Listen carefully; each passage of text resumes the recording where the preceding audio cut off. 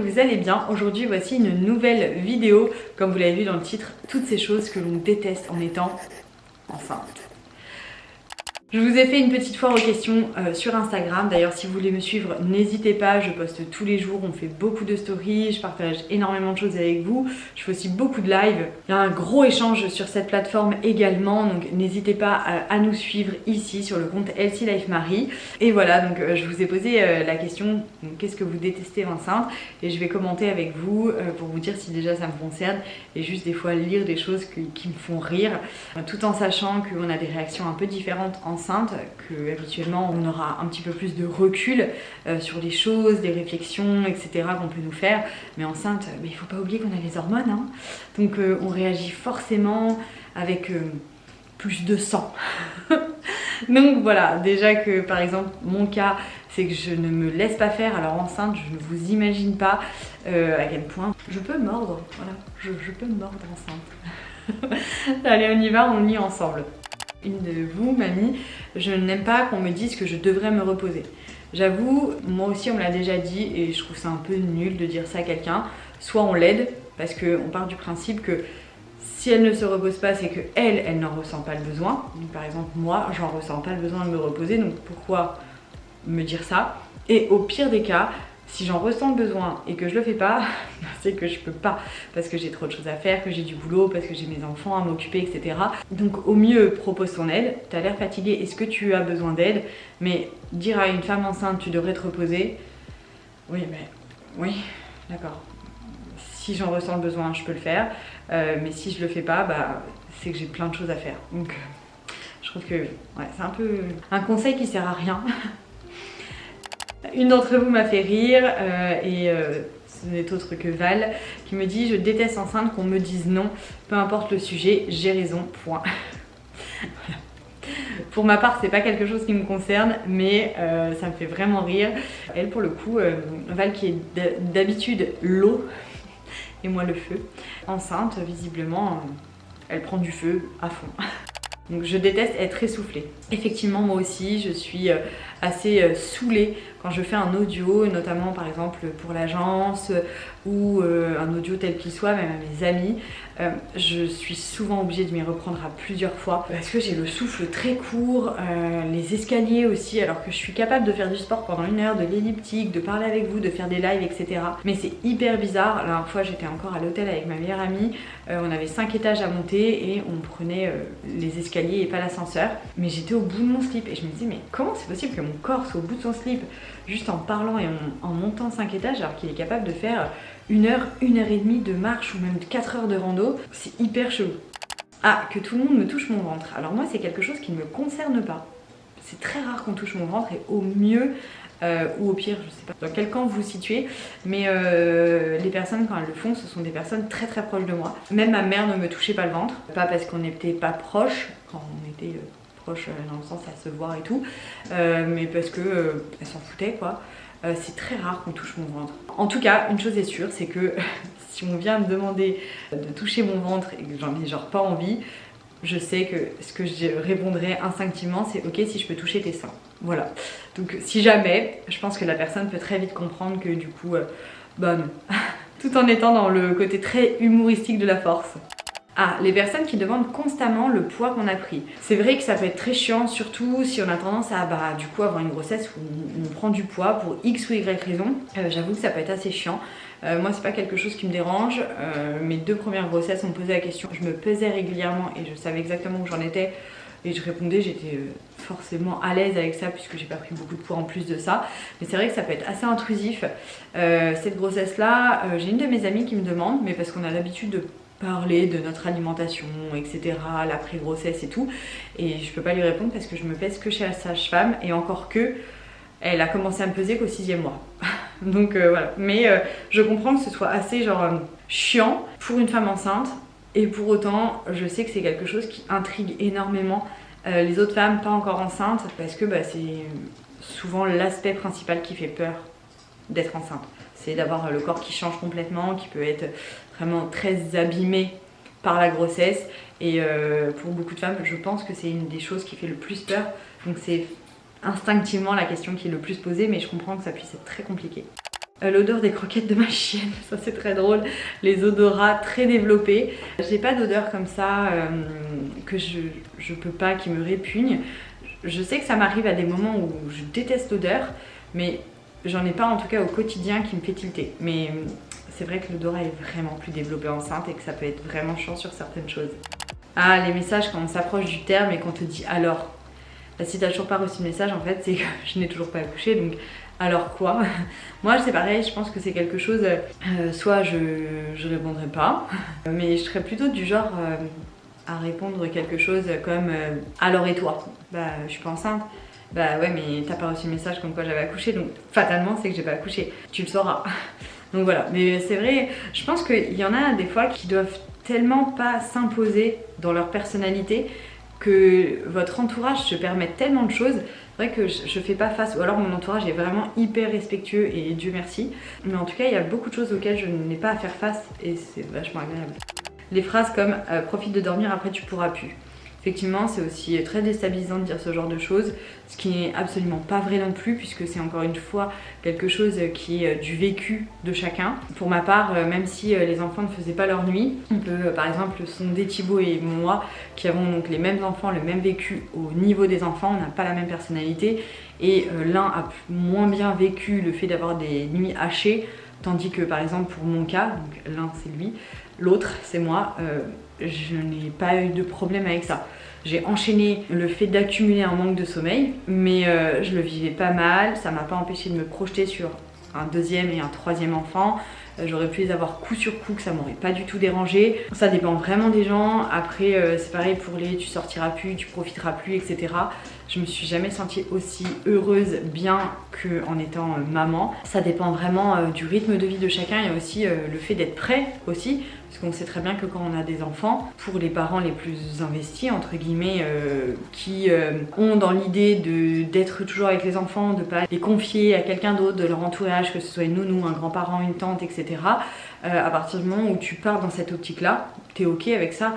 Et si tu pars dans l'optique de dire hey, oh, moi je suis maman, mais je suis une femme avant tout, j'ai besoin d'eux, j'ai besoin d'eux, j'ai besoin d'eux, bah souvent quand tu as ce genre de personnalité et de façon de faire, c'est que tu sais que derrière tu vas pouvoir confier ton enfant à ta mère, ton père, ton frère, ta soeur, ta nounou, etc. Donc encore une fois, il n'y a pas de profite après tu feras plus. Nous on a profité avant d'une certaine façon et aujourd'hui on profite mais d'une autre et c'est juste incroyable. Donc c'est pareil, c'est vraiment du vécu de chacun et je trouve que c'est très maladroit de dire ce genre de choses. Les fuites... Donc j'en ai jamais eu de fuite urinaire en rigolant, etc. Mais lors de cette troisième grossesse, quand je rigole trop, je ferme tout de suite mes jambes et je dis à Thibaut oh là là. Donc il faut vraiment que je fasse ma rééducation du périnée ensuite parce que je le sens mal. Mais du coup je comprends. Ne plus savoir comment s'habiller. Alors, je ne l'ai pas vécu pour mes 2 premières grossesses qui ont été essentiellement des grossesses d'été, donc où j'avais le plus de mois chauds durant les 9 mois. Par contre, durant cette grossesse-là, comme je suis tombée enceinte durant l'été, les mois les plus compliqués pour m'habiller sont dans les mois où il fait un peu frais. J'ai de la chance d'être en Corse, je suis pas obligée de mettre des pantalons, etc. Mais c'est vrai que c'est chiant et j'ai pas du tout envie d'acheter des nouvelles fringues. Donc pour moi, clairement, les plus belles grossesses sont les grossesses d'été, même si j'entends que ça puisse être très compliqué avec les fortes chaleurs, la rétention d'eau, etc. Mais en tout cas, de mon point de vue, pouvoir s'habiller tranquillement, enfiler une paire de tongs et tout, c'est nettement mieux parce que très clairement, genre quand on a des bottes à enfiler, mais no way quoi. Déjà tu t'essouffles en 3 secondes, t'as l'impression d'être diminué, tu sais pas comment te mettre, tu sais pas comment les enlever non plus. C'est une mission que je n'aime pas du tout relever. Uriner 50 fois par jour. Alors je ne déteste pas, en général. Ça ne me dérange pas du tout, ça m'empêche pas de boire beaucoup, etc. Mais ça a le don de me gonfler quand je fais du sport. Quand je pars pour 1 heure de sport, moi j'aime bien 1 heure, on y va à fond, entre guillemets, parce que même enceinte, même si je me mets à fond mentalement, pas la même vitesse, etc. Et donc très clairement, m'arrêter toutes les 10 minutes pour aller faire pipi, ça a le don de m'énerver. Je me sens pas faire une vraie séance quoi. Les nausées, oui effectivement, moi j'en ai eu. Pas des nausées qui m'ont fait vomir, D'ailleurs je n'ai pas connu ça du tout durant mes 3 grossesses. Aucune de mes nausées ne m'a fait vomir. C'était des nausées qui étaient désagréables mais pas insurmontables et pas non plus qui m'handicapaient au quotidien. Après j'avais mes petites astuces pour les faire passer. Je sais pas si vous avez des astuces pour faire passer les nausées, n'hésitez pas à les mettre en commentaire. Mais ouais, ça peut être cool. Après je sais qu'il y a des nausées vraiment vomitives et c'est très compliqué à gérer pour les femmes enceintes quoi, parce que c'est assez pénible. La cellulite, c'est vrai qu'on stocke beaucoup plus enceinte, moi aussi, et pourtant je n'ai pas une alimentation qui me génère beaucoup de cellulite, je fais beaucoup de sport, je fais attention à ma cellulite, mais c'est vrai qu'enceinte je stocke plus et elle peut vite apparaître. Donc ouais, je comprends. Pour autant, c'est pas quelque chose que je vais classer comme je déteste, parce que j'arrive quand même à minimiser tout ça, donc je me sens pas handicapée par ça. Il y en a une qui m'a mis mon mari, je sais pas pourquoi, mais quand j'allais mieux, quand j'ai accouché, tout allait mieux. C'est vrai que c'est dommage. Pendant 9 mois, le mari qui en prend plein la tronche, vraiment parce que tu peux plus le voir en peinture, oui. Je comprends que ça puisse être compliqué, donc c'est pas mon cas, même si il va m'énerver à des moments, mais je peux pas dire que genre je l'ai détesté pendant 9 mois, pas du tout. Les pubalgies. Alors les pubalgies, je ne sais pas ce que c'est, mais visiblement ça a dérangé certaines d'entre vous qui ont même détesté. Les odeurs de la clope, oui, bah oui, on est encore sur une histoire d'odeur, c'est vrai que c'est assez compliqué. Moi je sais que je sens tout de suite aussi les choses, même si bon, il y en a certaines qui ne me dérangent pas comme je l'ai expliqué, mais la clope, en règle générale, de toute façon j'aime pas cette odeur. Ronfler fort que ça me réveillait, c'est très rigolo. Non, moi ça ne m'arrive pas. Par contre, j'ai une sursalivation et ça c'est vrai. Et il y a un autre truc aussi que je détestais pour ma première et ma deuxième grossesse que je n'ai pas pour cette troisième. Alors est-ce que c'est mon déo qui est vraiment génial, très naturel depuis chez Unatael, mais en tout cas ma première et ma deuxième grossesse, j'avais vraiment beaucoup de transpiration et alors puante de fou. Thibaut s'en souvient. Et c'était atroce, alors que je suis pas quelqu'un qui transpire et qui schlingue la mort comme ça.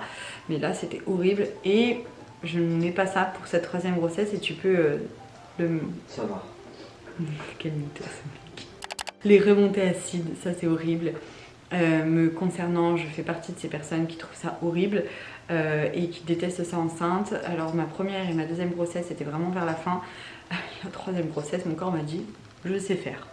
Mais il a fait je sais faire avec tout, dont les remontées acides au premier mois. Et ça ne m'a pas quittée. Donc maintenant je me prends plus la tête parce que j'ai compris comment il fallait que je gère. Je prends un goûter plus copieux. Je mets du temps à le digérer tout en sachant que je fais quand même attention aux quantités.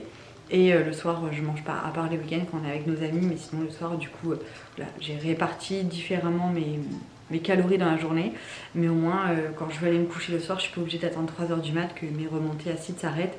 Elles s'arrêtent en général vers 21 h. Au début de ma grossesse, notamment comme j'arrivais pas à gérer tout ça, enfin au début, jusqu'à puisque quand j'étais à Prague ça me le faisait aussi, je pouvais pas manger les soirs, c'était horrible. J'étais obligée de me mettre comme ça en fait, et je rotais, et je rotais, et je rotais, et je rotais, et je rotais, c'était insupportable. Ne plus pouvoir dormir sur le ventre. C'est pas quelque chose qui me dérange puisque je dors rarement sur le ventre et j'ai pu dormir sur le ventre quand même assez longtemps. Mais je comprends que ce soit chiant, surtout quand on a l'habitude de dormir sur le ventre. Moi un truc que je déteste pour le coup c'est mon mal de dos quand je dors. Pourtant mon matelas est super bon, j'ai pas de problème en règle générale. Mais alors enceinte, notamment là cette troisième grossesse, j'ai si mal au dos la nuit, une fois que j'ai fait mon premier réveil pipi. Mais ça me lance, c'est horrible. J'ai pourtant vu l'ostéo, mais pas incroyable quoi. Il y en a beaucoup, c'est l'alimentation. De pas pouvoir manger les fromages, de pas pouvoir boire, de pas manger de charcuterie ou d'œufs crus, etc. Oui, c'est vrai que ça peut être chiant. Je dirais pas que je déteste parce que honnêtement ça me passe au-dessus. Mais je comprends que ça puisse être très chiant pour des personnes qui aiment ça comme je vais aimer le beurre de cacahuète. Les pertes vaginales abondantes. Ouais, c'est assez désagréable. Je change de culotte régulièrement dans la journée. Bah oui, mais encore une fois, c'est faussé pour ma part, puisque étant à la maison, je suis pas embêtée. Mais c'est vrai que c'est chiant. Sinon, il faut mettre un protège-slip et il faut changer de protège-slip régulièrement. J'aime pas du tout être enceinte tout court. Moi, quelque chose qui me gêne de cette troisième grossesse, et c'est ce qui fait que vraiment, dans tous les cas, je veux pas un quatrième enfant. Donc vivre une quatrième grossesse en ayant déjà 3 enfants. Parce que je me sens diminuée, j'ai l'impression que je perds du temps et que je loupe plus exactement, je loupe des moments avec mes enfants parce que j'ai la flemme.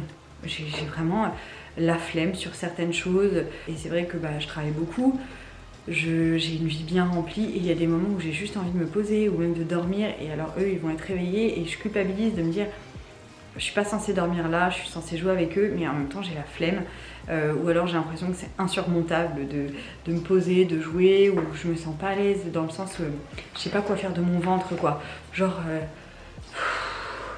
je suis mal mise quoi. Donc ouais, c'est pas agréable. Les bas de contention, alors moi ça me dérange pas d'en mettre parce que j'en mets essentiellement la nuit, mais je sais que j'ai une de mes amies qui est enceinte actuellement. Elle est censée en mettre toute la grossesse parce que ça se passe pas du tout bien au niveau de sa circulation sanguine. Donc là oui, je comprends que ça puisse être hyper relou et puis pas agréable, et surtout s'il fait chaud, c'est désagréable quoi, clairement de porter des bas de contention comme ça. Donc le sommeil, j'ai l'impression de somnoler pendant toute ma grossesse. C'est vrai qu'on est plus fatigué.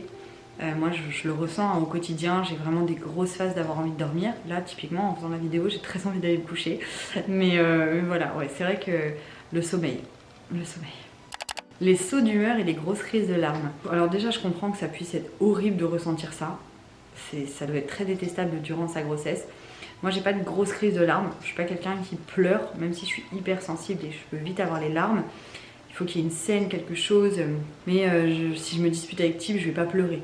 Je vais pas pleurer parce que Nathalie a fait quelque chose ou Liana. Enfin, je suis pas du tout quelqu'un qui pleure facilement, comme ça en fait, sur des choses au quotidien. Je vais vraiment pleurer lors d'une série ou si une situation voilà, m'émeut. Mais bref, après les sauts d'humeur, oui, j'ai un caractère qui est déjà bien trempé et enceinte. J'ai un peu le syndrome d'irritabilité quoi. Ça peut vite me chauffer derrière les étiquettes et voilà quoi. Mais après je redescends assez rapidement. Les coups de pied sous les côtes, ouais j'avais ça pour les 2 premières grossesses, j'ai pas encore ça pour celle-ci. En tout cas moi à l'inverse, bébé me met des coups de pied, j'avais ça pour Nathalie aussi, dans l'utérus, et donc en fait ça fait vraiment comme des décharges. Aussi il y a des moments où le col travaille, donc ça fait comme des décharges et ça te rappelle vite à l'ordre. Mais pour le coup je ne déteste pas ces sensations là, elles sont très étranges mais je les déteste pas. Me sentir délaissée. J'ai aussi plus envie qu'on me montre que je suis importante. Je suis plus chiante avec Thibaut pendant ma grossesse, pendant mes grossesses même, que habituellement. Il me fait pas de cadeaux, il me fait pas d'attention, je suis très bien les choses, je le connais. Enceinte, ça me prend vite la tête. Je vous en ai parlé d'ailleurs dernièrement lors d'un live. Et en plus il s'en bat le cul parce qu'il essaie pas de faire mieux, donc du coup c'est davantage pire. Mais ouais effectivement j'aime bien ressentir un merci limite tous les jours de porter la vie, de porter un enfant qui est le mien et qui va m'apporter tout autant de bonheur que les 2 autres. Donc ouais un peu ouais. Les prises de sang chaque mois, il y en a que ça vous détestez.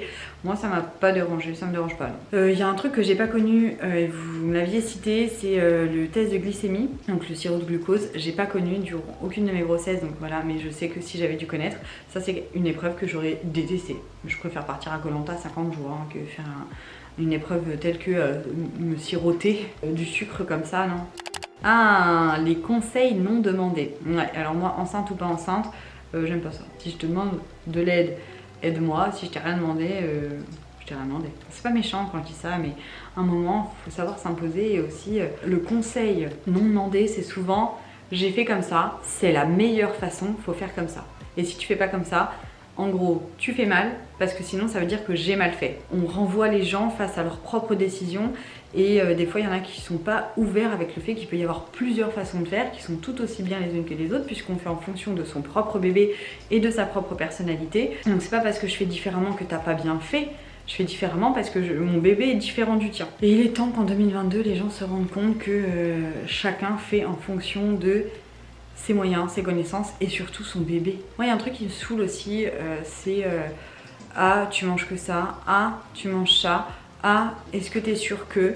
Ah, tu fais du sport, t'as pas peur de faire un bébé prématuré? Alors j'ose espérer que les personnes qui posent ce genre de questions sont des personnes qui n'ont pas eu d'enfant et du coup ont vraiment des idées très archaïques de la grossesse. Mais sinon c'est pareil, enfin, à partir du moment où tu fais du sport, j'ose espérer que tu as l'accord de ton docteur, que ton docteur ne t'a pas interdit de le faire, comme le fait de voyager.